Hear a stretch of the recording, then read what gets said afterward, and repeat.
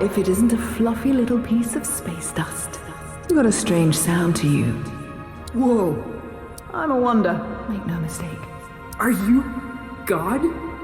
Darling, you are divine. I am not. You know, I did see her once, from a distance. What was it like?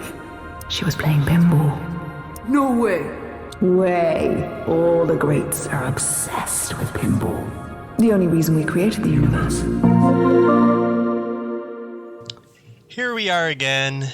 It is episode 9 of PlayStation Pals. I'm your host, Nick, and I'm joined by the Aaron to my Aloy, John. Aaron? Oh, man. All right. That's fine. A few weeks ago, you had to make a little comment about how I keep giving you the better characters, so I'm really digging to put the characters you do not enjoy. So yeah, have I told you before that he really extra annoys me? I don't know if I have or not. Okay. Well done, sir. So, and John, I have a question right off the bat here for you. Are you interested in the Multiverses game at all? That's actually an interesting question. I would have said no about a week ago, but if the needle is moving in any direction, it's moving towards yes. I think it's worth at least checking out. You know, Super Smash Brothers has cemented itself as the pinnacle of that type of game so far ahead of everyone else that's ever attempted it, that you kind of initially head into these kind of games just expecting disappointment. But from the people I've listened to on various podcasts, I haven't spoken to anybody in person who's actually played it, but they all seem pretty high on it. That it's just kind of, don't expect it to be as good. Don't expect, Smash Brothers 2.0. But, if you want a character, mascot type fighting game that has some very, very off the wall matchups, then it's worth it. And being free and everything like that, you really can't go wrong. Who doesn't want to see LeBron James, take on Gandalf? So Gandalf's not in it yet. He's not? No, I don't think so. Okay. All right, Arya Stark then. We'll just fill it in for another weird mythical or fantasy type character. But I think it's a cool idea. I think it is a little weird, like the character cast, because it does seem a little more hodgepodge than Smash Bros. But yeah, we should play that together, man. We should see if we can get a little competition going. Yeah, I did download it briefly over this past week with the free time that I had, but I couldn't pull the trigger on it. I was like, I don't know if it's even worth the time. Like you couldn't pull the trigger as in like launching the game? Or? Yeah, launching it. Yeah. Well, when you do, make sure I'm with you, because I have a feeling it's going to be exponentially better with another person as opposed to just either the story mode or whatever the equivalent of that is, or online. So yeah, they say the mode to play is the 2v2 because it doesn't have like items right now. So the only hectic matches are the 2v2 ones. Well, I don't know about you. I turn off items anyway in Smash Brothers. Oh, this could be a whole other topic. We don't need to get in how wrong you are about that. Okay. All right. Stay tuned, folks. I know this is a PlayStation podcast, but we might have to have a Nintendo-focused episode. And wait. Do you play with items in 64 Smash? N64 Smash? Every version of Smash. I like the items. You gross human being. I mean, I knew they got more egregious, with than later iterations, like the more fantastical things that they could do and the power swings that they wore. Yeah. But yeah, no, I've always enjoyed items. Okay, all right. I'll lower your respect, my respect for you just a little bit. That's fine. Okay, all right. Did you see the next character for Multiverses? No, I mean, I probably did, but my brain being my brain, I probably forgot it already. But no, I nothing comes to mind. It was Rick and Morty. Oh yeah, I did see that briefly. Yeah, that one fits. I mean, that's going to be a fan favorite for sure, and and then you'll be able to immediately find the most annoying people that play that game, because Rick and Morty fans, even though I am one of them, tend to be pretty shitty. Yeah, and the new season's coming, so it's actually pretty well timed. That's fair. Yeah. All right. Well, I do have two smaller news items to get to. I'm sure you saw both of these, John. The first one being Marvel's Midnight Suns is getting delayed Delays. That seems probably the news we're gonna hear about for the next month or two. Yeah. No release date, just it's later fiscal 2022, and if you don't know what that means, that's anywhere from now till March 2023. So I'm imagining it'll be sometime early next year, which I believe was its original plan for this year, was to be out early this year. Yeah, it's a second delay for the game. It's kind of a weird delay too, because like you said with the fiscal thing, it's like they've kind of said like we're just making it later. It might be 2023. It could be 2022 at the end of the year, but like we know that that's not the case. It's just a weird way to have that press release. Right. Maybe it squeaks in December, but yeah, I'm with you. You don't say that if you expected it this year. So. Did you check out the Wolverine dive they had though? I didn't watch it myself, but did you check that out? Every time I watch those character things, I just lose more and more interest in the game, the card system and everything. It'll have to review pretty spectacularly for me to be interested in it. The most interesting part I'm curious about is it seems like there's this large, almost a majority portion of the game is this weird dating relationship sim thing, almost Persona-esque. So I'm really curious about that aspect, if it's something pulled off well, or I'm not invested in these characters outside of just video games and movies every once in a while, like some people are. I think Nick is a huge X-Men fan, so I'll be interested to see how they can marry some of these characters together and actually make a cohesive story. And because the card game play of it, I'm kind of out on that, but right, we'll see. And weirdly enough, the PS4 version is not going to be day and date with the PS5 version. That's just coming even later. And that makes me wonder if it even comes out at all. I was going to say, you heard it first here, folks. That PS4 version is getting canceled. Yeah. That seems to be kind of the trend lately. If games are not especially if versions are not coming out at the same time. It's not even, it does, as a developer, man, let's move on. I know there's so many systems out there to take advantage of, but, reports are kind of coming out that PS5s are becoming easier to buy, easier to find, and so I think anybody who's still playing, their PS4 daily is going to get one of those. So, we gotta bite that bullet, folks. Let's focus all of our efforts on current gen now, what we used to always call next gen. Let's pull that Band-Aid off. Gotham Knights did it. They were like, yep, we're just current gen game now. So smart. As you said, we'll see. Midnight Suns is probably doing the same thing.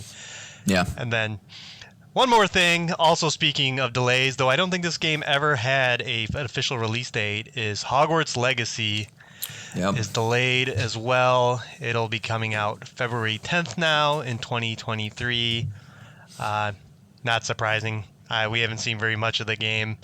So if it was going to make some kind of fall release date, you would think there'd be more coverage. Granted, there are events coming up, but they've been kind of silent for a while, so I'm not surprised by that one at all. Avalanche, the team behind it, the biggest games they've done prior to this is Disney Infinity and things like that. So it's it's definitely the biggest project that this team has had so far.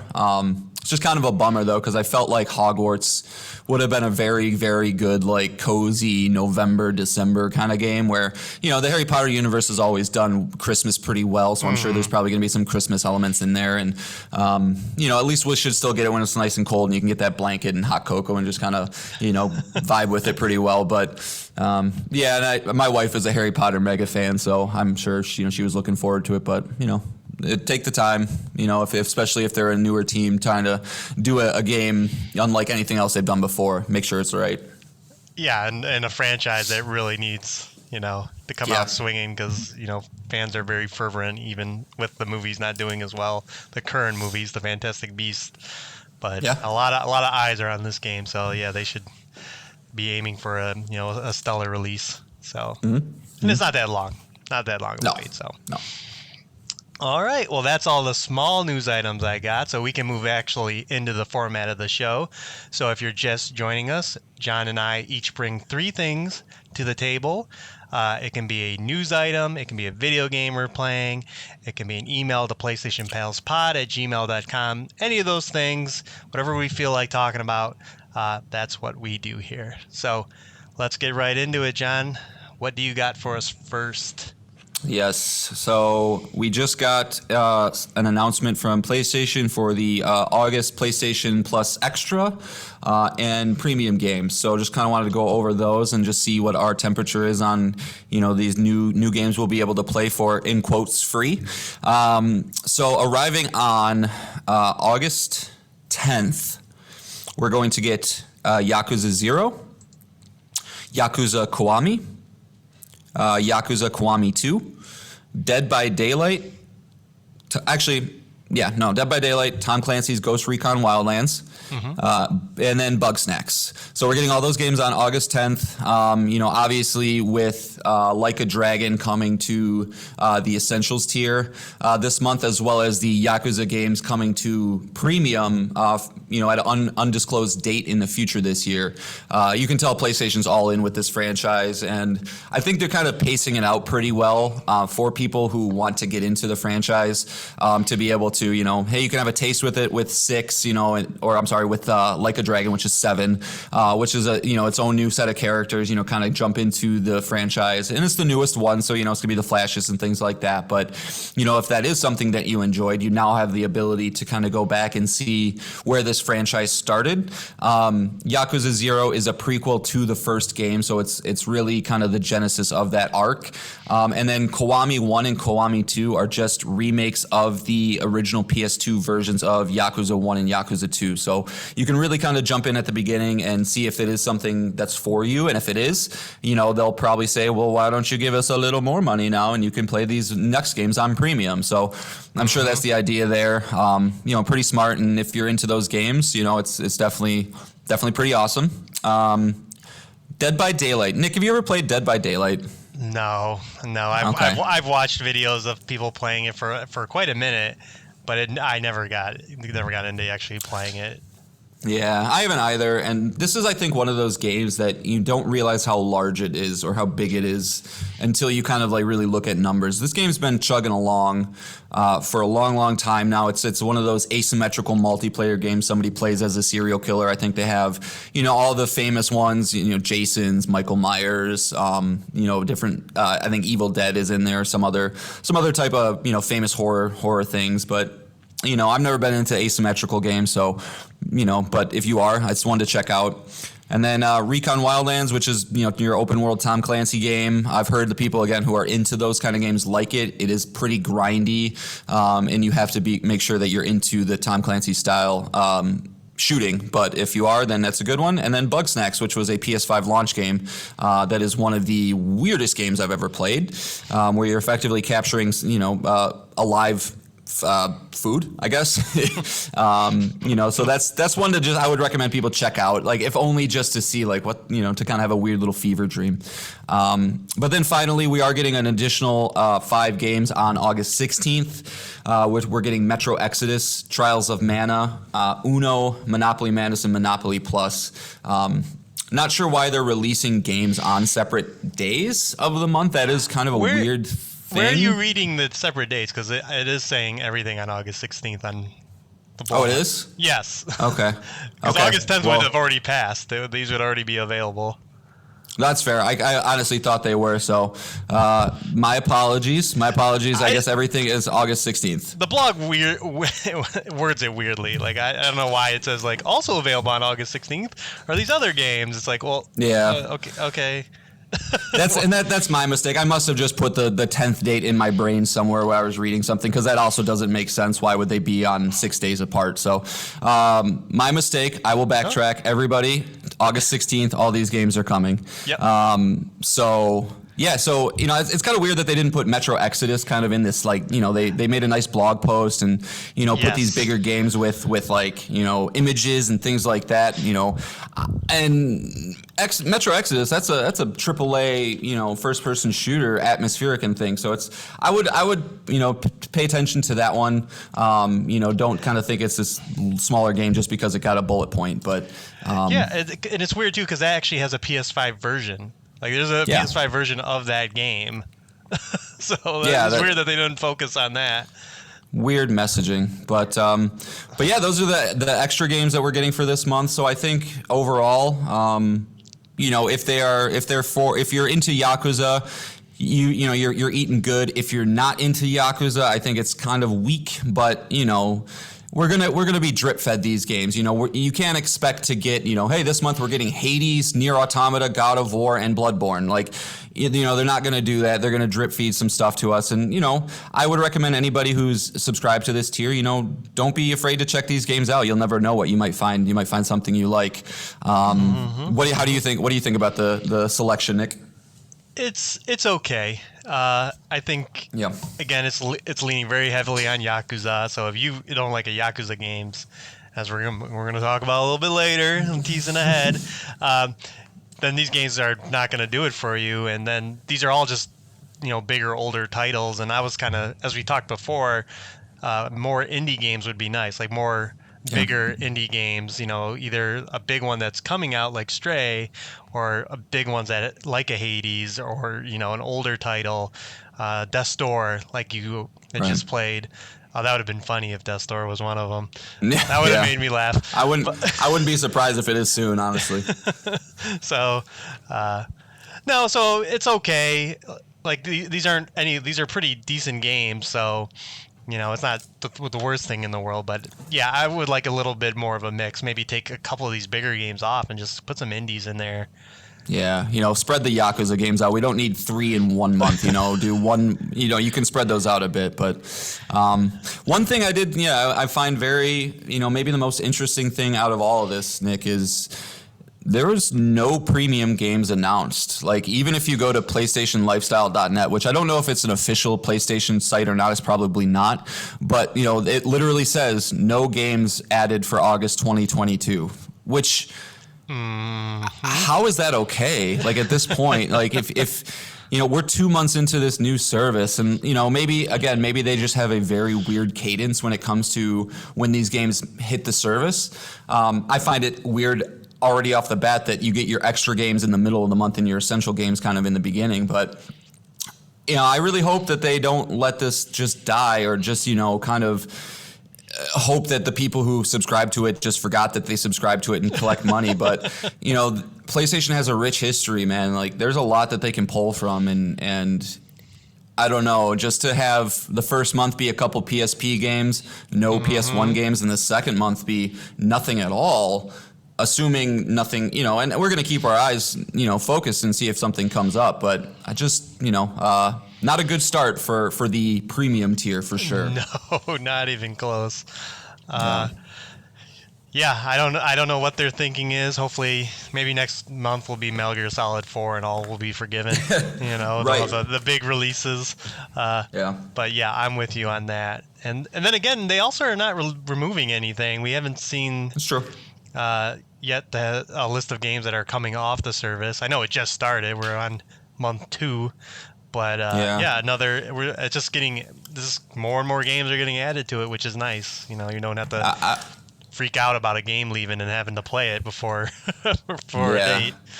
I would imagine when these contracts are signed, you're probably at the very, very, very low end, a 3-month contract, if not a 6-month contract. So I would expect probably maybe next month, or at least, you know, kind of the beginning of next year is when we're going to start to see some of these things fall off. But overall, you know, like you said, it's okay. I would be mad if I was a premium tier member. Luckily, I'm not. So, yeah, that's what we get for the month of August, folks. All right.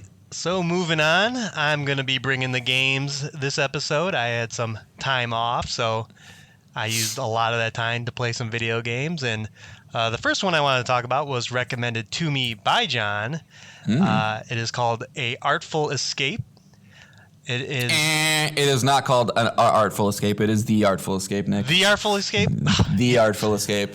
Yes. I'm going to get confused with another game I'm going to talk about later that is also a something. My bad. The Artful Escape, recommended by John. This comes from Beethoven and Dinosaur. It was released this year on PS5. I was surprised to see that. It came out last year on other platforms, PC and Xbox, but it was released this year. It is currently sitting on an 80 on Metacritic. It has one of the strongest cast of actors in it, including Lena Headey, Carl Weathers, and Mark Strong. Like, just Jason Schwartzman. I don't know how they pulled that off, man. Yeah, there must be some kind of connection to Hollywood that someone working on this game has to get the pull on these voices. Not that they probably recorded it during COVID, so they weren't not a lot of work going on, and you could do this remotely. But it's impressive, and as the title implies, the game is just beautiful. It is an artful escape. The art direction in this game is incredible. It's a beautiful, beautiful game. It only runs about 5 hours, so you really are you're popping in and then you're right back out. What are your thoughts, John, before I get into kind of some of the negatives? So, have you paid attention to my PlayStation profile in the last day or so, Nick? Yes, I know what you did. I know what you did, and that's in the negative column of the game too. So that's why I had not mentioned that part. Sure. So last night I did platinum this game on PlayStation. Played it back when I had COVID earlier in the month, and I kind of had some downtime to play games. On my, I think I mentioned on the show before, my spare bedroom with the crappy TV and all that good stuff, and I've been on a platinum kick lately, so I wanted to check it out, and I have a new LG C1 TV, so I wanted to see how the colors pop, and I am very, very happy I checked this game out again. Like, on that TV, it's almost like a entirely brand new game. The colors are so vivid, and like Nick was saying, the art direction is just it's LSD. Crazy, it's just a fever dream of a game, where the gameplay yourself, you're really just kind of going from the point A to point B. You can hold down square while you're going, and your character plays a guitar. He just solos the entire time, so it's obviously very easy. It's more of an experience, I think, than a game. But I think the 80 is a very, very appropriate score for this game. I think it's one of those that does a couple things exceptionally well, like Nick said. The art direction is top tier. I think the music is done very, very well. There's not really tracks so much as like I said, music's constantly playing. Your character effectively is Bob Dylan's nephew. I think that's like basically who you're supposed to be. You're this up and coming musician who's related to this historical figure who has all these expectations to follow in his footsteps, and without getting into any narrative things, you basically want to forge your own path and do your own thing. But like, the music was good, the cast was great, but there's not much of a game to it. So like, if you're looking for something, go ahead. Did you like the story? Yeah, I mean, I thought it was fine. It was without spoiling anything. Yeah, for me, it's probably the weakest part of the game. And if I'm being totally honest, like really? Yeah, I mean, like I said, I think it was good. He had a lot of the dialogue was good. Take this with a grain of salt, though, because when I replayed it this last time on PlayStation, I literally skipped all the conversations because I'd already seen that part back in the day, and I was just trying to get through it for obvious reasons. The worst. So like, from what I can from what I can remember, it was that kind of tropey, like, I want to be my own person and do my own thing and, be yourself. And, and then there was kind of the Lightman character, right, who kind of created a little bit of a conflict there. But, when I walk away from the game, when I think back on the game, I'm going to remember the colors, the art, the music, not so much the story, if I were to kind of say. But yeah, I mean, I thought it was very good. Yeah, well, the weakest part of the game is the gameplay, because it's basically non-existent. Yes. It's a 2D platformer, and then a kind of a music repeat. A person's gonna play a song, and then you repeat it on your controller using the buttons. It's like Simon Says. Yeah, and even those aren't very complicated.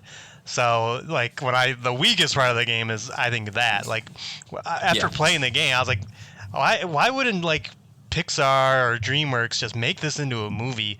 You just add the main character sings, and that's basically one of their movies. It's got the positive message inside. It's got the fantastical alien designs that are all over the place. The aliens are incredible. Yeah. I loved every one of them. They're just a visual feast, to look at on the ship. It made it worthwhile to explore the few sections of the game you could, just because there was a lot going on, both in the forefront and the background. But the game it's nothing. Yeah, it really you could have watched the whole thing. No, and that's kind of I think why I skipped through. I just wanted to see the visuals again, listen to the music, and get that shiny platinum trophy.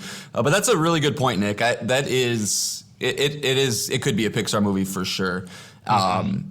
It's almost like a PG version of like Rick and Morty. If you kind of watch that show or know the places they go, they all kind of look that same way. But right. I'm glad you played it, man. I didn't know if you would get to it or if it was kind of your thing because you're turning around your indie game playing tendencies, which I love. But I'm glad you enjoyed it because it was one that I think a lot of people missed because it is what it is. It is kind of a weird little title, but deserves a little bit more recognition too.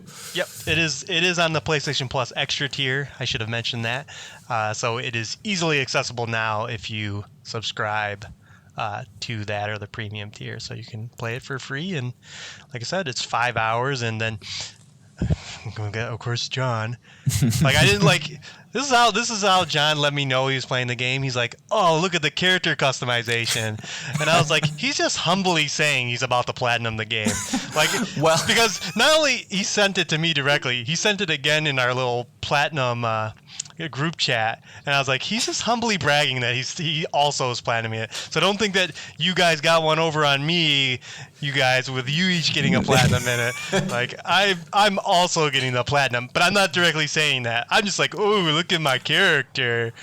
Well, and that's what I thought. I thought you were trying to pass one over on me because I noticed that you got the platinum and didn't say anything in our little chat group. So I thought you were waiting to come onto the show and be like, well, John, I got the do like the platinum thing and be like, and that's why I wanted to come over and be like, ha ha ha, look at me.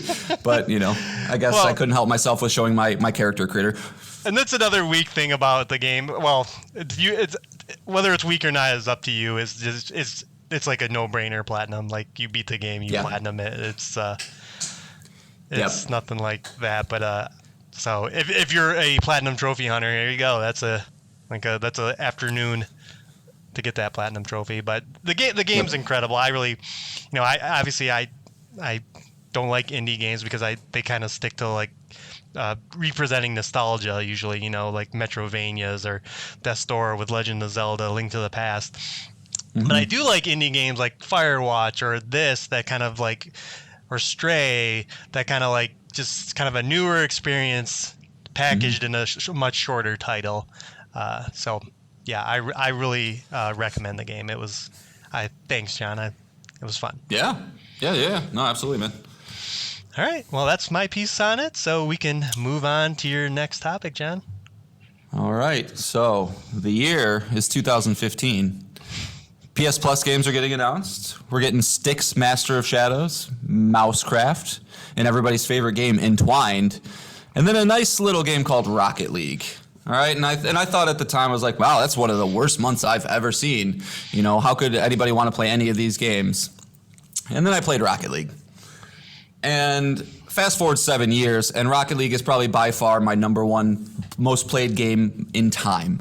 And today I just kind of wanted to shine a little light on it. It's a game that Nick and I both play, and just, sing its praises, talk a little bit about it. Obviously this game came out 7 years ago, so if you're listening to the show, this is nothing new. You've probably heard this game from one, your friends, or you play it yourself. But this is the only game, folks, I think that's ever, with the exception of Call of Duty in college, because, you're just hanging out with your buds playing Call of Duty, that I have actually gotten invested in as a multiplayer game.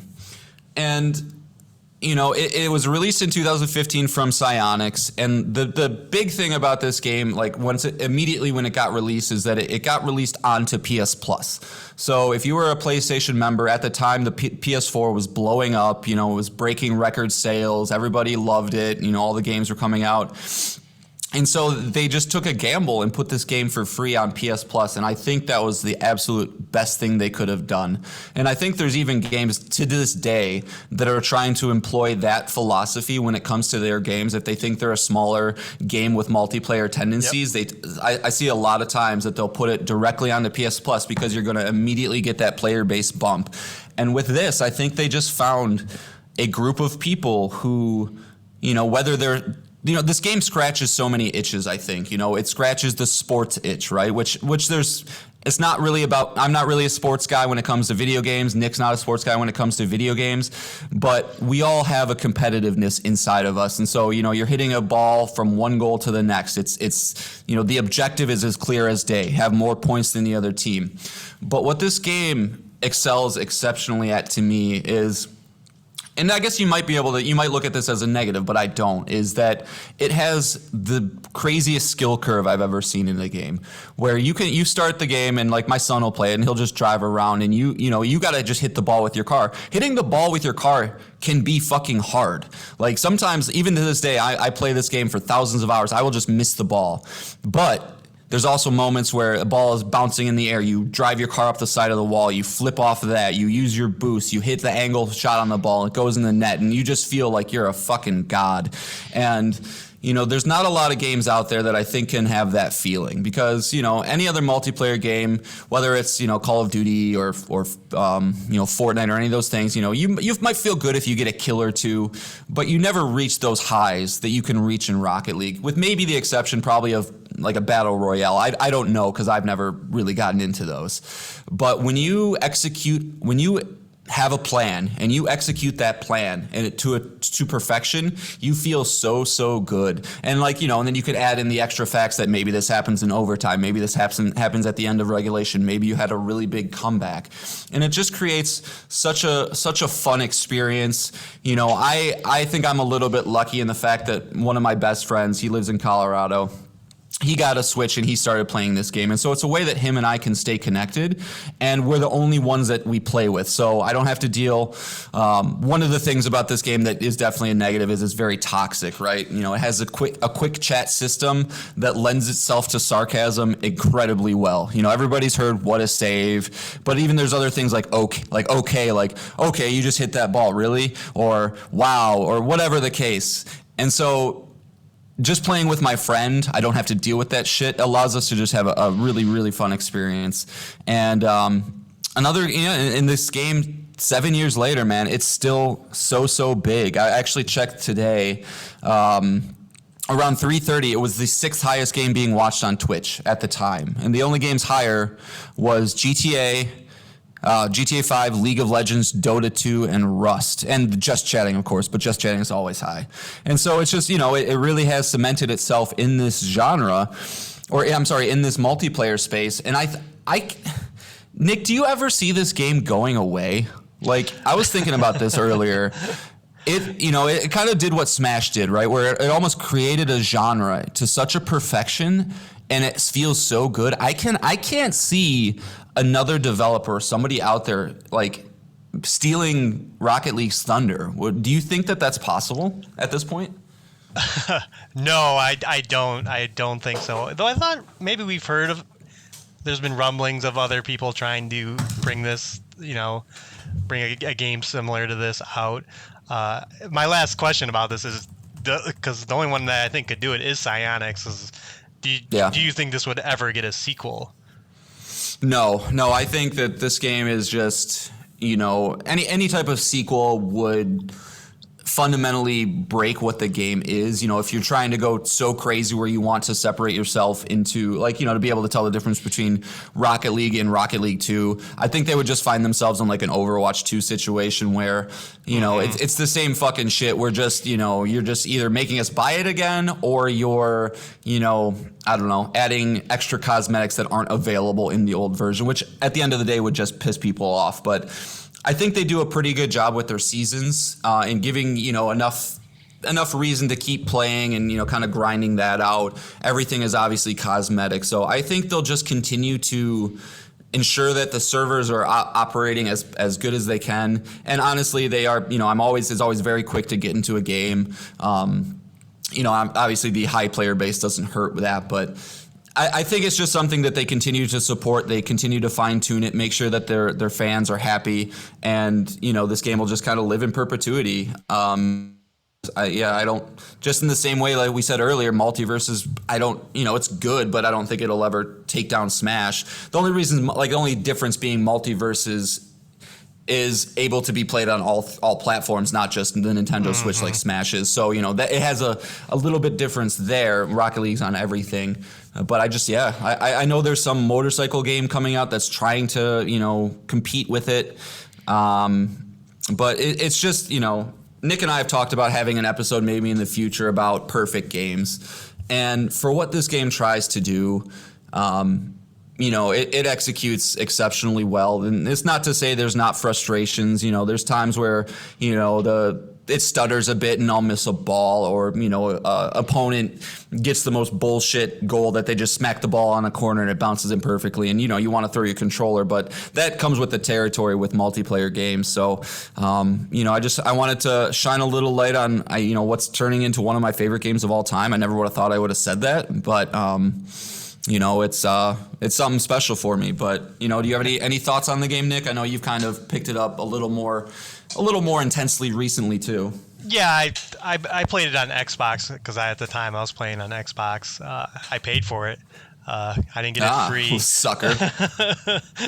But no, I think what you just mentioned, the perfect game part of it is, it was free on PlayStation Plus, and that definitely helped with people taking a shot on it that normally wouldn't. But that doesn't take away from the fact that what it's doing is it can't be made better. Like, I can't think of a way to make it better, especially the core 3v3, 2v2, 1v1. And they add a bunch of crazy modes that can distract you a little bit, but it's perfect. It's one of the tightest controlling games I've ever played, and you can't blame anyone but yourself when you're not winning. I think if you're playing extremely well, making the passes, getting the right connections on the ball, making those pinpoint hits and saves, like, it feels really good. It's almost equates to like a fighting game. Like, it's just so pinpoint, perfect, and accurate, and so fine tuned that really speaks to why the game is still around. And as you mentioned, it's not going away anytime soon. No, I definitely do not. wish the seasons would get a little more creative. Where the season of this theme is like money, you know, like they're a little too like general and basic, and they save a lot of the like wilder car designs for the store, or like the goals and all the animations for the store. That I wish that they would put a little more time into this one, and into the passes themselves, because that's what you're looking at most of the time. And I do appreciate the extra challenges that you get for getting into the season pass, but I wish a lot of the content in the Rocket Pass hasn't been great. And I've purchased the last like 3, I think. So yeah, there's nothing really blowing me away in any of them. So that's a fair point. I think that like they're kind of at the point with this game where it would be nice to see them, it would be expensive for them, but God knows how much money they're making. But get some sort of official partnership with a big notable something, right? I mean, they've done in the past. You can, the Batmobile is a kind of car you can have. Same with James Bond's car, but have a season that's like, maybe not Marvel or Star Wars, because that's maybe a little too big, but, get some big notable, thing that they could kind of partner alongside with and get people really kind of excited to get the things. Because you are right. It's, oh, cool, I got another topper that I'm never going to use. I got another banner I'm never going to use. I got another thing I'm never going to use. But, but there are certain people out there, I will say, that just like to level up. And like that's, for me, when I haven't bought a season pass in 2 years, because I think, like you said, this is money. The last one was cartoons, which was just kind of weak. But I did buy one, the Western theme one, and that one was cool because, like, you had like a Good, the Bad, and the Ugly cloak with like his hat, and I always like trying to get the goal explosions too. But I can secede that it could do the season rewards a little bit better. But it's low cost, $10 a season. You know, at least it's not too high of an entry point for it. So and it's and they're owned by Epic. So like Fortnite, yes, they are. Where Fortnite gets every collaboration on the planet, like everything, good point, man. I don't know everything they could ever want. Oh yeah, you want to know when Rocket League really sucks to play is when Fortnite's doing an end of season event, because the Epic servers are just garbage. Yeah. Because one time I was playing Rocket League, I'm like, what is going on? Like, this is the worst servers I've ever played on, and it was the same day like they were doing like their end of season event, so everyone was logging into Fortnite to witness it. Okay. Yeah, so it's weird that game is getting all the crazy battle passes. Doctor Strange coming. They just teased the Dragon Ball Z's coming to that. You mean I can't get a Dragon Ball Z themed Rocket League car? That would be sweet. Yeah, it's just like Goku. It's just like Goku with like his legs and his hands like as the wheels, and he's just running around. Yes, I want it to be as absurd as that. But yeah, and then the ball turns into a Dragon Ball. Like you hit that around. Yeah. And the goal explosion is the dragon from Dragon Ball. Like, yeah, you can make this work. Yeah. So, yeah, that's the only weakness of the game. So it's not perfect anymore. I can't say that anymore. 9.9. Because the collectibles and season pass content it doesn't have Dragon Ball. I want to drive as Goku. So. But no, it is a perfect game, and yeah, I'm sure it'll come up again on this show because. Yes. It's not going away. So. All right. Moving on to the next game I played. It is Yakuza Like a Dragon.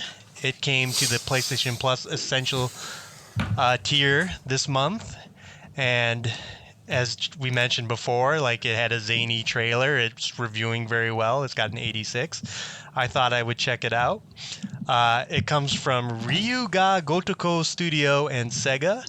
It was released back in 2020 in November in the US.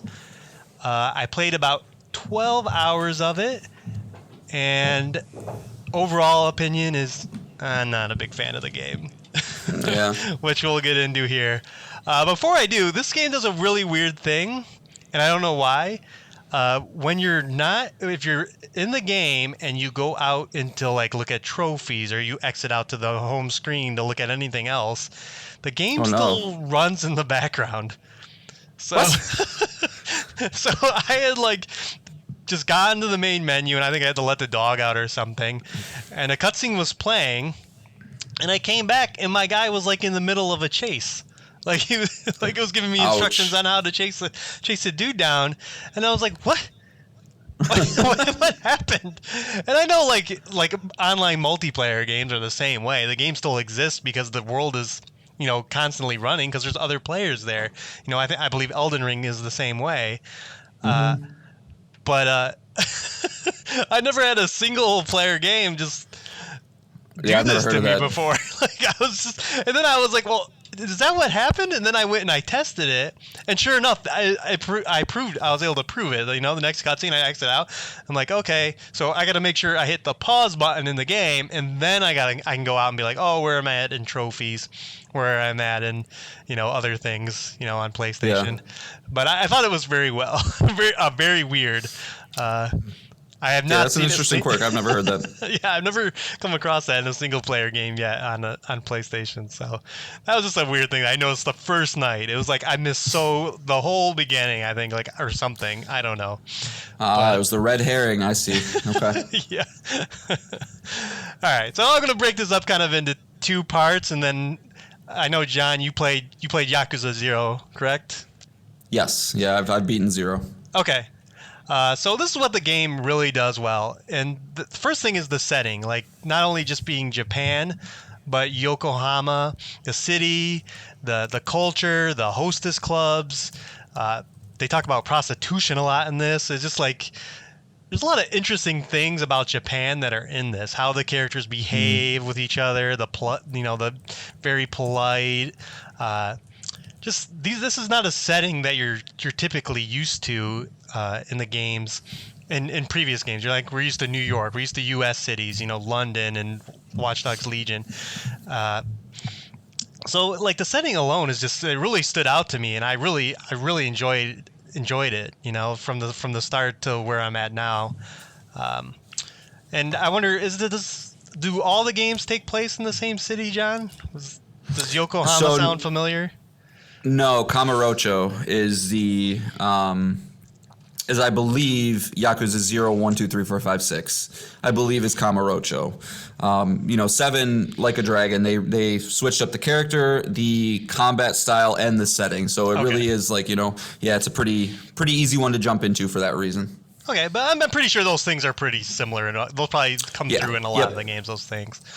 And then it has one of the most unique, like, party that I've ever had in a video game. Like, and they're all interesting and very endearing characters. It's very strong. So you have Ichiban Kasuga. He's the main guy. He's this ex-Yakuza guy who wears his heart on his sleeve. He's always doing the right thing. Always, willing to help others, which is not unusual for the main hero.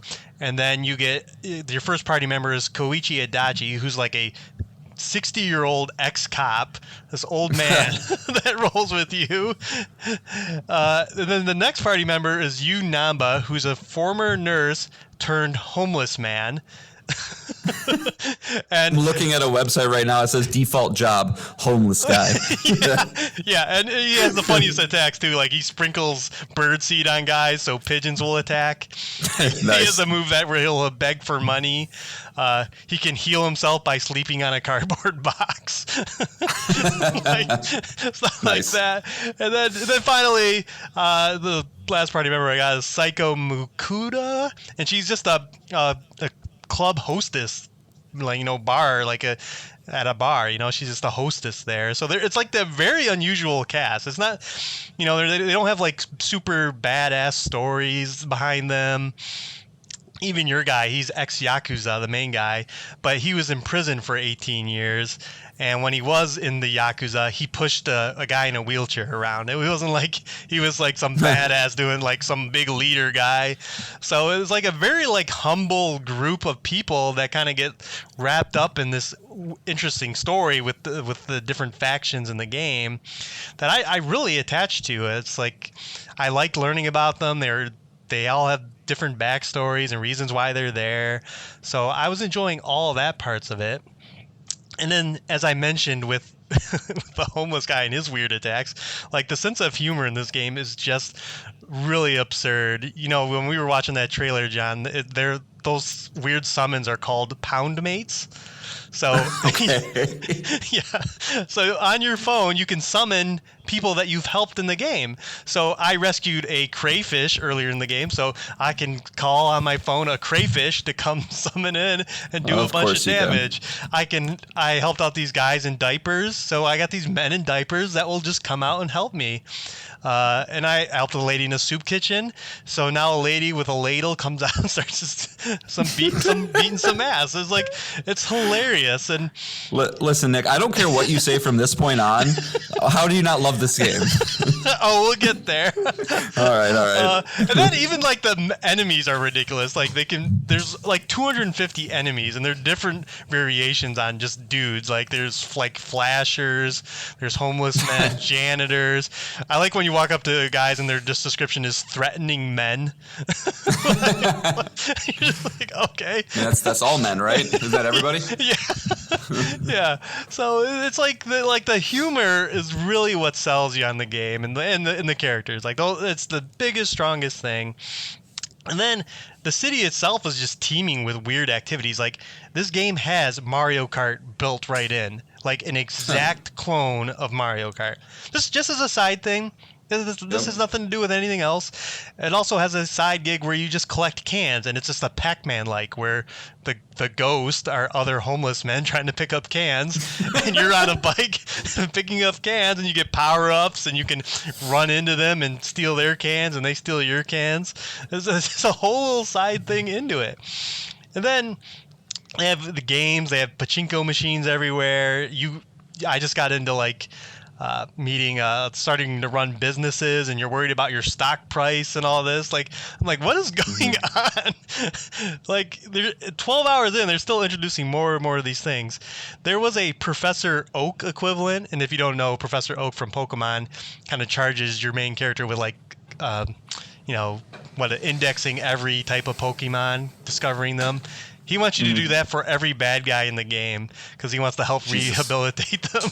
So that's how I know there's like 250 different types of bad guys. I was going to ask how you knew that. Yeah, and he looks just like a Professor Oak character. He comes out after I had to beat up a flasher because I was just walking down the street and a guy flashed me and we had to have a boss battle with him. So he came out and started this whole thing with me.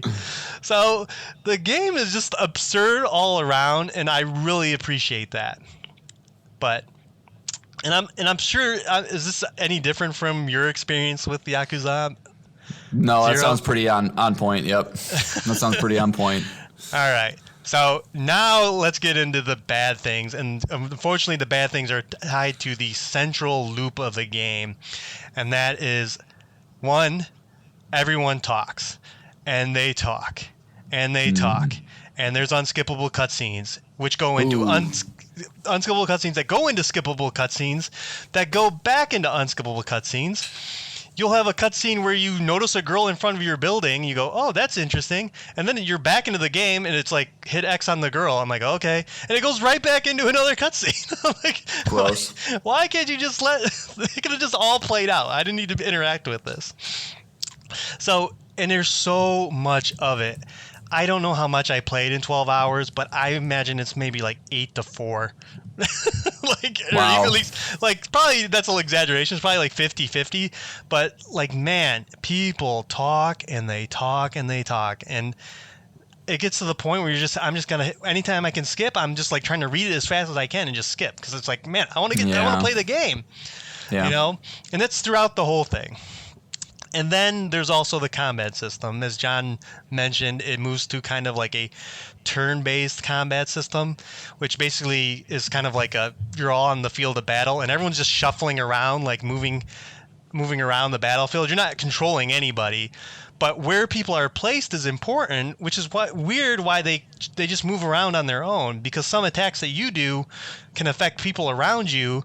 And you can't plan because everyone's just moving randomly. So by the time you hit X, you select the attack and move, the guys could have shifted around, and you're not going to be affecting as many guys as you thought.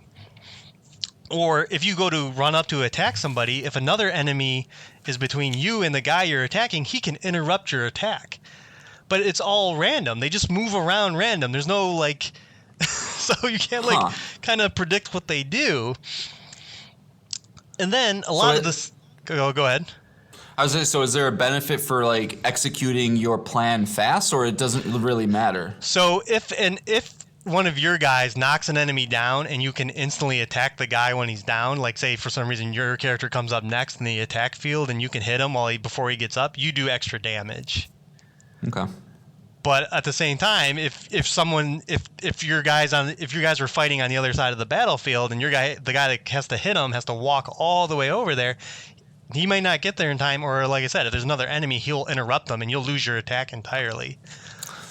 Yeah, that's weird. It's weird trying to visualize that. I'll have to it's weird that you could execute your plan and then he just kind of wanders away and your character's like, well, I better not follow him. I'm going to attack this empty space of air with this baseball bat. It's kind of weird. Just think about it like a Batman Arkham game. You know when you're a Batman Arkham game, how they all just stand around taking turns on you? They don't typically all attack you at once. In later games, they got that up to 3 people might attack you at once. But it's similar to that. They're just all standing around, moving around, doing their thing, and then you have to kind of decide when to initiate your attack. And because they're moving around, you're, like I said, you're just not able to, hit them. Okay.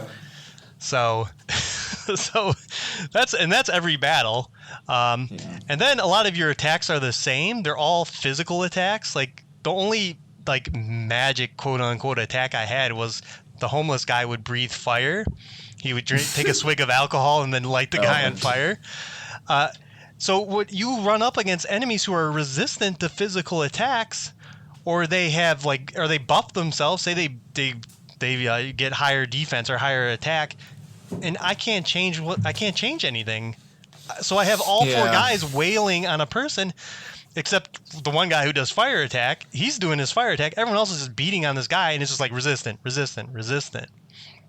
I wonder if this is one of those situations where if you explore more and really dive into like the city, maybe you can start to get equipment that makes it easier. I mean, I'm sure you will eventually, but like, I don't know. So just you notice when you're first playing, is that you have two levels. You have your overall character level and you have your job level.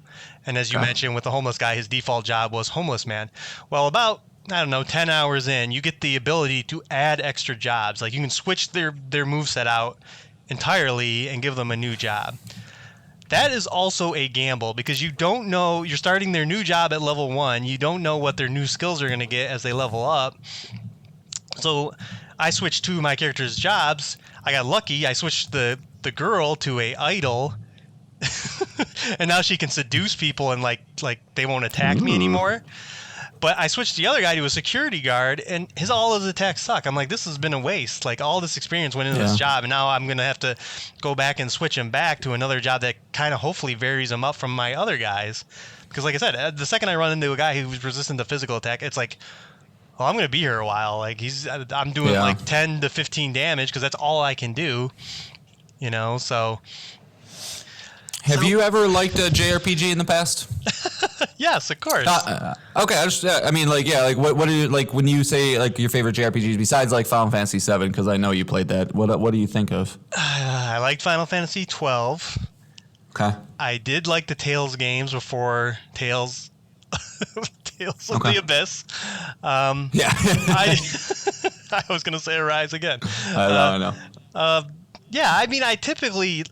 I haven't played it recently, so it's like this grind that I'm talking about is just an instant turn off. Like like even with this seems more traditional, right? This seems like a traditional turn-based system as opposed to Final Fantasy 12 has the Gambit system, and that's more like active, and even the Tales games that's more active too. So I wonder if it's just you just don't like the slowness of the turn-based, which there's nothing wrong with that. I just wonder if that's part of it.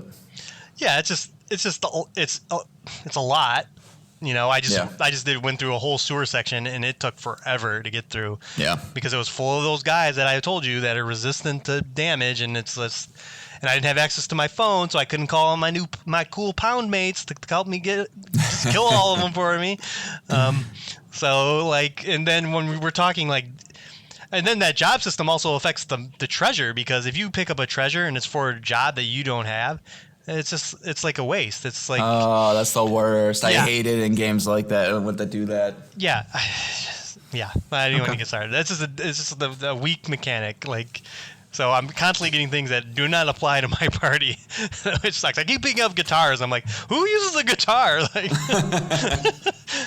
so like when this is the central loop of the game is obviously the dialogue and the story, and then the combat. It just wore me down, and I have not deleted it off my system yet, but I don't think, especially when things start picking up this fall, I don't think I'll be going back to it. So, okay. I talked a lot about that game, but it was like kind of the most polarizing game I've played in a while, and I really wanted to like it, but it just that central loop, which has to get you through a lot in games because you're doing it all the time in any game. If I can't get on board with that loop, I'm not doing it. Not doing it. Yeah, no, man. There's too many games out there, too many good games out there to play something you're not enjoying. So that goes for everybody out there. Play what you want to play. What you want to play, not what you think you should play. Are you gonna check it out, John? It's still high on my list. I want get through Death Stranding. The wheel spoke last week, so I got to make sure that I adhere to the wheel. But how I did think the Artful Escape slip in there then. I had to prove a point to you to think that you could try and gain ground on me, so I had to. Okay. But and let's be honest, like Death Stranding's not a game I think that I can just from start to finish not play anything else. Right. It kind of it wears down on you too. But So yeah, I want to get to Yakuza definitely after Death Stranding, and there's all these little small games that I think I'm going to kind of sprinkle in here and there, like Stray. Obviously, I want to get to, and there's another indie game called Minute that I've been wanting to check out. So I might do a little bit of that, but I think after Death Stranding, depending on the time of year, because. The only other games coming out this year that I really have my eye on are Last of Us Part 1 and God of War, with some indie games here or there like Cult of the Lamb. I think maybe after Death Stranding I'll give it a deep dive to see if it's something that I want to get back into, because I did enjoy Zero for the reasons you stated in the front, man. It's just too zany and weird to not like. So. And well. Just to tease a little later, I'm going to be adding another game to that list, John. So stay tuned. Okay. Okay. Let's move on to your. Real quick before we move on, do you think that? So this is the only turn-based one, right? Like Zero is a beat 'em up. Do you think you should like check out like Zero, maybe? Like if you like the story, if you like those aspects of the game, you could at least eliminate some of the randomness of the battle system and things that you don't like. Oh, that's a really good point. Yeah, we'll put a pin on that. Yeah, Yakuza 0 might make it. I don't know when, but yeah, that's a good point. Okay. That's a good point. Yeah. All right. Okay. Moving on. So last topic here. So. Yesterday I was, as I just mentioned, I was pretty excited for the release of Cult of the Lamb. It's a indie game I've had my eye on for a while, so I wanted to just, I don't know, I wasn't planning on buying it yesterday, but I just went into the PlayStation Store and just wanted to, see it live on the store. And I searched for Cult of the Lamb, and I don't see it. And I'm getting kind of frustrated. I'm like, oh, okay, I swear it's out. Like, what's going on? And, I should have known the moment I typed it in, but the PlayStation search functionality is not great. It's 18th on the list after I typed in Cult of the Lamb, and ahead of it was like Blessing of the Moon, Lara Croft and the Temple of Osiris, and Call of Duty Infinite Warfare. And it got me thinking, just what is the state of the PlayStation Store? And I think we just, as consumers, just need to take a critical look at this thing and expect better, because it's just not acceptable in this day and age to have the store be in the state it is in. And so the search functionality is one thing, but one thing I also want to maybe bring more to light than that is there has been recently this deluge of these very, very, let me exaggerate here, very low effort games that are getting added to the store solely for the purpose of getting a platinum. And shovelware is kind of the term that we use in the industry to kind of identify these games that really don't have any business being on the platform. They just bog down your store, they clutter it up, and prevent you from finding the things you actually want to find. So there's 3 developers specifically, Thigh Games, and then Webnetic SRO and Clavatco SRO, that have been making these games that are just honestly embarrassing, man. And so I just kind of wanted to talk real quick about, what do we need to do, or is this something that needs to be fixed? How could we fix it? And, is it something that we're concerned about?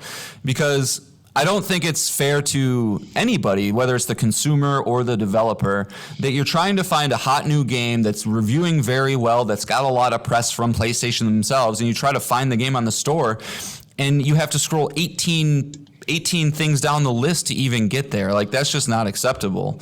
And I don't know how we do anything about that. But also these low brow platinum games. And listen, I'm going to be the first one to tell you, I have 2 platinum trophies that I'm not proud of, but I was a different person. It was my 4th and 5th platinums, and that's My Name is Mayo. My Name is Mayo is kind of the first version of these kind of games, right? Where you get a platinum trophy by tapping on a mayonnaise jar 10,000 times. And I did it. It was stupid, whatever. If I could take it back, I would. If I could take it back, I would. But now we're seeing, so I'm just going to run down this real quick. So on May 15th, we saw a game enter PlayStation called The Jumping Burger. And we're like, okay, it's a game where you literally hit X, a little burger does a tiny little hop on a desk, you hit 500, you get a platinum. And then 5 days later, we get the jumping taco. And then 6 days later, we get the jumping pizza. And then we get the jumping fries and the jumping fries turbo, which is just a version of the jumping fries that gets you the platinum even quicker but costs twice as much money. And then the jumping hot dog and the jumping soda, sandwich, burrito, brownie, sushi, Slow down, John. I'm writing these all down. No, you're not. Shut up. I want to pass you in this platinum race. I got to get dirty. Yeah, this is how you would do it, man. But these games are being developed in literally a week's time, and it's just concerning because for a couple different reasons. First and foremost, it completely dilutes the reason I think that a lot of people go for these trophies. It gets you a collective list of, hey, look at what I've accomplished, whether it's something as silly, you tell your mom, hey, Mom, look, I got a platinum trophy. She's going to say, shut up, John, you're an idiot. Don't play video games. But like for us who like video games, it's kind of a little badge we can wear on our sleeve. And so if you're comparing your trophies with other people, like obviously you hear Nick and I doing quite a bit, it just really sours the experience, because if you come across somebody that's like, I have 75 platinum trophies, and then you go into their list and you see, yeah, but 2 of them are good. It really just starts to breed a little bit of toxicity into the community and into the play space, which is definitely not good. And then it also just lowers the barrier, like just the level of what we are willing to tolerate on the store itself. We should be able to go into the store and have a reasonable way to find the games that we want to find. And unless if Sony is going to go in and like literally make a category that's just called quick platinums, these are going to continue to grow and grow and grow. As you can see, this one developer can pull these games out in 5 days at a time. What happens when, and there's already been 2 other clones, right? Like this Webnetic SRO company. They make games called, like a couple examples is the Giraffe G, the Tiger T, the Football T. And again, it's another game where you just hit X, and this doesn't even animate. Like your giraffe, if you're playing the Giraffe G, just turns gray, and it ups your counter. And so it's even more lowbrow or low effort. And it's just, I don't want to see a future where, like we saw this with the iPhone and the mobile game store, where when those started to hit the phones and they're like, okay, we have cool games to play. You have Plants vs. Zombies and these other games that are legit games that are actually kind of fun. And then we just had this race to the bottom where now you can barely go onto any of those stores. Apple had to devise a arcade platform just to, I think, get people to be able to find the things that are worthwhile playing. And I just don't want to see a future where, we are just inundated with shit and we have to like spend 5 to 10 minutes, unless if you're like Nick or I, who literally are looking at Kotaku, IGN, or subreddits every single day to find the games that we want to play.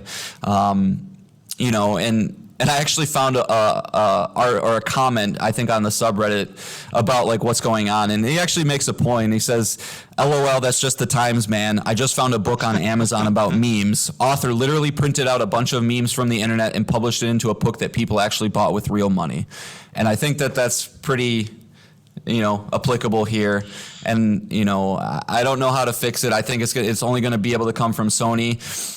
But like, they're also doing things like that are a little concerning. They just have this initiative where Sony wants to loan PS5s to indie developers to quote unquote lower the barrier of entry, which I could see how that could be viewed as a positive. It allows people to be, you want to make a game for us? Make a game for us. That's great. But if this is what comes of that, if we start to see this more, fucking raise the barrier of entry, man, because like I want to find games I want to play, not just this fucking garbage that we've been getting. But is this a problem for you, Nick? Like, do you ever go on the store trying to find things that you want to find, or like do you notice it all, or is it just you're a much more focused gamer than I am, where you know what games you want to go get? But is this something you've noticed or not really? Yeah, I think we've talked about it before. When a new sale comes out, as you start getting to those last few pages, it's like, what is this? Like, what are all these games? These are not good. And it's weird because those sales usually do kind of front load like the big games, the real games, and then, like as I said, when we get to the last page, it does seem like that's curated that way. I think they're ordered by sales. I think, but I'm not sure. That would make sense. Yeah. But they have to do something. That example you bring up is horrible. Like if I would develop Cult of the Lamb, I would not be happy one bit with that story you told. Exactly. And so that really, like, I used to work for an advertising agency, and they had to manage like thousands and thousands of assets. And like the term metadata was always thrown around, and they're kind of just smaller tags that are put onto each and every file that kind of help with this item. So if you wanted to search apple, boy, picnic, a boy eating an apple at a picnic would come up. And so maybe that's the kind of what they really got to dig into is like that metadata, and maybe start tagging these games as like, this is not the stuff we want at the forefront. If some crazy guy searches even one word in this game, it's the last game in the search results. Like start getting all that data tagged to these things so that so when Cult of the Lamb is searched, that's number one, and then all the other games that are nowhere near the quality or as good or that the same level of interest are just pushed to the back, like so it just makes no sense. You'd think like Sony, one of the largest electronic companies in the world, would have this down, but I can't understand why. I literally type in Cult of the Lamb and I get Castlevania Advanced Collection before I get Cult of the Lamb. It's like, what is going on? It's just something that needs to be fixed. And it's not a Sony problem. It's every problem. It is. You're right. Steam has had this problem forever because it's been one platform forever. We're kind of just getting into that now that we got a PS4 and PS5 joined platform. Any PS4 game can play on PS5, so we're just that whole store comes over and people can just make PS4 games and they show up in the PS5 store. So it's a problem. It needs to be fixed. Like that story you told me, I didn't know you were gonna go there, and I was like, oh, that's a nightmare. Yeah, it's bad, man. It's bad. I think, and actually, Descenders, right now, I know I talk to you about Descenders all the time. That's the bike game my son plays. I believe when that game got released, you couldn't even find it on the store. I remember listening to Sacred Symbols, and there was I don't know if they took Sony to court or if they just had to like really kind of go after it and be like, you cannot even, you type in the title of our game, it does not show up on the list. Yeah, so unless if it's getting, it's a huge problem. So I don't know. I just, I don't want to see this race to the bottom. And if we have to do this, if we have to have this open marketplace, which is fine, like I think it's fine to have an open marketplace, but I just want to reiterate, these, like My Name is Mayo was a masterpiece compared to these games. Like, at least with My Name is Mayo, like the mayonnaise jar changed colors and you would get little stupid jokes in there, and like, it at least like kind of make fun and like is more tongue in cheek. This is just Nick, go look up a video of Snow Journey, and in fact I might make you watch this Kyle Bossman video. It's kind of hilarious, where you just hold the R1 button and you have these mountains, these static mountains in the background in a car in the foreground, and you hit the X button and the car just moves to the left, nothing animates on it, the wheels don't move or anything, and it gets to the edge of the screen, then it like typewriters itself back, and then it typewriters itself back, until all of a sudden it's like, you drove 10,000 miles, and it gives you a platinum. It's ridiculous, and we just, if we have to have these games, please Sony, put a legit genre or category that just says like platinum chasers or something. Mm-hmm. We need to be able to fine tune it a little bit more. Maybe we'll get there, but for right now it's a hot mess, and we need to do something about it. But I agree with you. Let's definitely put a pin on that, because it is tied to the PlayStation. So if we ever do what are features we want going forward, this should come up every time. It's very important. Definitely. All right, final topic here. Last game I played, and an amazing game I played. It is a Plague Tale Innocence. I'm excited to hear about this. This comes from Asobo Studio, who also made Microsoft Flight Simulator. Okay. Yeah, sure. Yeah. It released on May 14th of 2019. It came to PlayStation Plus back in July of 2021. So a lot of people may already have it and maybe have not checked it out. It wears its inspiration on its sleeves. John, can you guess the game that it is trying to imitate? Yes. The Last of Us. Yeah, so that sounds up your alley. It sure does. Yep, it is. They don't say, that's what they say. They've said it the same thing, as they were looking to make a Last of Us game. So in this game, you play as Amicia de Rune, a French 15-year-old girl in 1348 France. Her brother Hugo, who's 5, has been sick since birth and is sheltered by your mom, an alchemist.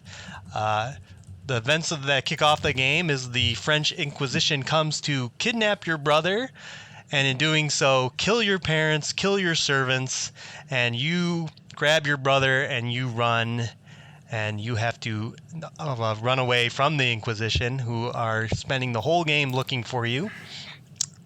And then on top of that, there is a plague going around, and so a black just plague. A little one.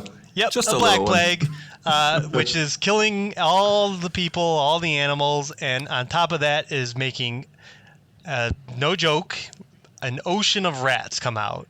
So there are oceans of plague-infected rats, rivers. They just spew from the ground like water, and they kill anything instantly. They eat it to its just bones or armor or whatever. Yes. That's nightmare fuel, dude.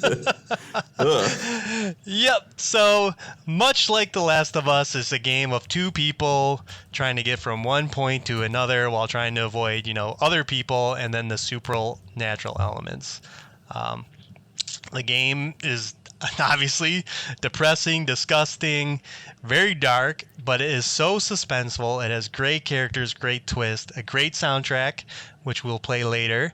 And then it just really embodies a Naughty Dog title. Like, John, I can't recommend this game enough. All right. It does rely heavily on stealth. It's not a lot of combat like in The Last of Us.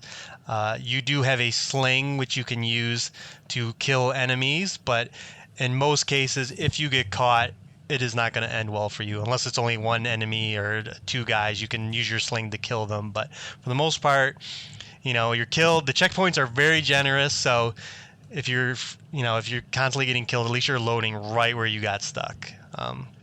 Okay. And then with the rats comes a lot of puzzle solving. They're afraid of light, so you're spending a lot of time manipulating light, either through alchemy, which is a main subcomponent of the game. You get a bunch of little alchemic chemicals to use that can be used to douse out fire, create fire, attract the rats, and you can see how those things can be used to manipulate it so the rats kill guys for you, get out of your way. As the game goes on, you get more and more of these abilities, so the puzzles become a little more elaborate. And just like The Last of Us, you go into a house, you're not opening drawers in this and cleaning everything out, but you are doing the exact same thing. You're going around and every item is has a little sheen to it, and you're picking stuff up. So throughout the game, you're doing that. And then you find workbenches just like in The Last of Us, and you use that to upgrade your equipment. So there is a lot of similarities here, including the weaknesses that come with The Last of Us. It gets really combat heavy toward the end, which, as I mentioned with the sling, is not great. I've actually heard that from other people too. Is like the difficulty in just combat spike at the very end of the game is ridiculous. Yep. And then it also has, as a Naughty Dog tradition, a final boss that is both narratively forgettable and frustrating as a Naughty Dog game. So they really went for the whole package. They're like, well, we're even going to take the bad things of a Naughty Dog game. We're just going to all throw it in here. So it is phenomenal, John. A little backstory. John caught me on my time off playing GTA Online. And I felt guilty. I was like, okay, I should play a real game. As you should. I would have. I really would have felt guilty. I feel pretty hollow after playing just multiplayer games all day.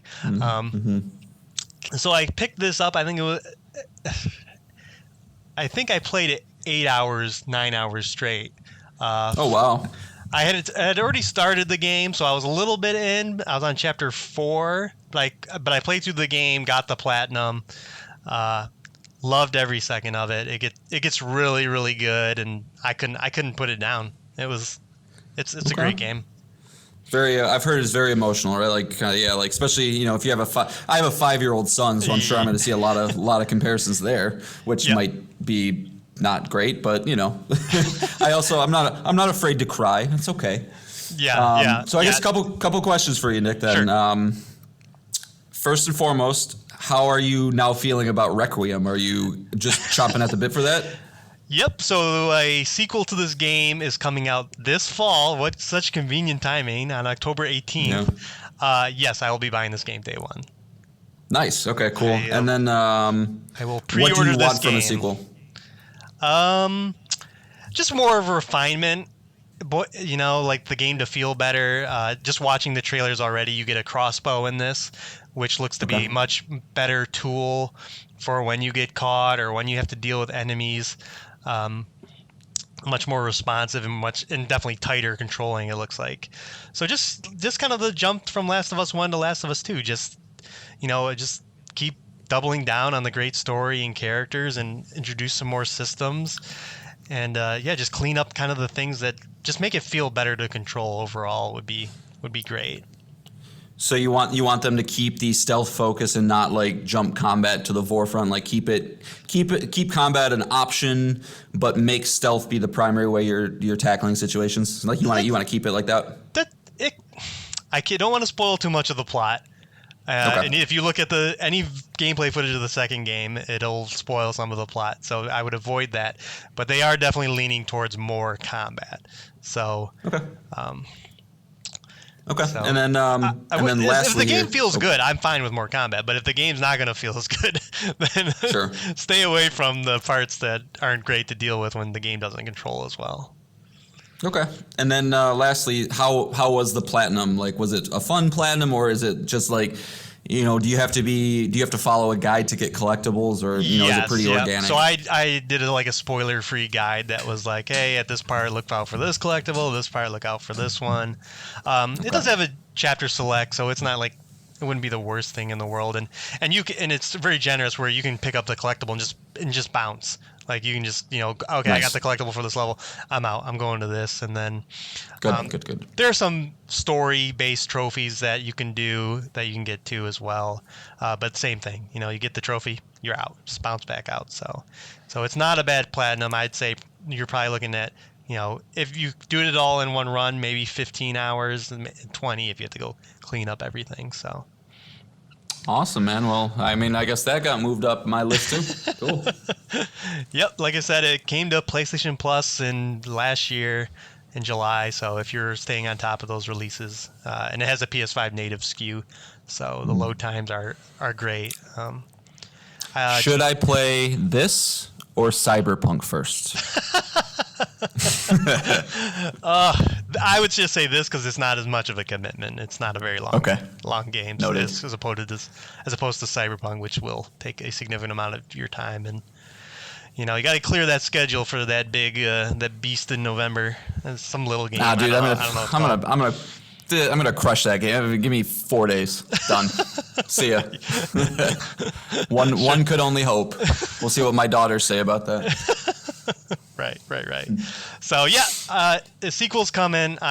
I'm so excited. It was awesome. It's nice to be surprised. Love that, man. Love getting a new franchise that this is why we need new things, man. This is an exact reason why I'm starting to get, sequel fatigue or, MCU fatigue, Star Wars fatigue. It's not that stuff's bad. It's just that, I don't know. I feel much more fulfilled and kind of satisfied when I come across a game like A Plague Tale and I walk away from it like, fuck, man, I'm all about that. What do we have next in store for us? So it's good. It's awesome to hear. Yeah. It is great. So that is 6 things. I'm sorry we ran long this time, but we had a lot to say about things. So Yeah, we did. Yes, we did. I also think we probably missed each other a little bit. You know, being as you've been gone for a little or for this week. That's true. That's true. It's probably that. That's true. All right, and of course, John had to get more platinums. Was there any more platinum watches we should be aware of? You didn't sneak any more in? No, but like I said, I mean, Stray, whenever I tackle that's going to be one quick. You know, I have 34 now. I would expect me to be around 37 or 38 within a month or two. So 40 by the end of the year. That's a good goal. Yeah, 40 by the end of the year. That's a good goal. Okay. All right. So we are going to leave you on a song from A Plague Tale. It is called Plague Tale, and it is from Olivier de Riviere. That's a great name. That is such a great name. I had to look up a video of how it's pronounced, and I was like, that can't be true, but that's awesome. That reminds me, we had a label today. There you go. That's the same thing. That's so, fun. and he's done a lot of games. He's done Assassin's Creed Black Flag, Life is Strange, Dying Light 2, Streets of Rage 4. Like, this guy's been been around. So this is a great song. It sets the tone for the game. It's very like creepy, but you know, the song that would probably you'd hear in any period piece from, you know, the 14th century. So, cool. It's great. So Olivier de Riviere. Jesus. So we're gonna be back next week. Gamescom's coming. I'm excited. Finally, some news, please. It won't be by next podcast. It's August 23rd, but Jeff Keighley's already teased one game. Sonic Frontiers is gonna be there. Hooray! Go back to I know Sega just said that they're not delaying it. There are no plans to delay this game, so. Can't wait, man. It's gonna be a train wreck. Can't wait. Yep, we're gonna go back to the very first episode where we talked about it. So that'll be coming, but not by next episode. It'll be the episode after that where we'll be breaking down all the Gamescom news. So that'll be exciting. But all right, everyone, enjoy your weekend. We will be back next week with 6 more things. Bye, everyone. Peace out.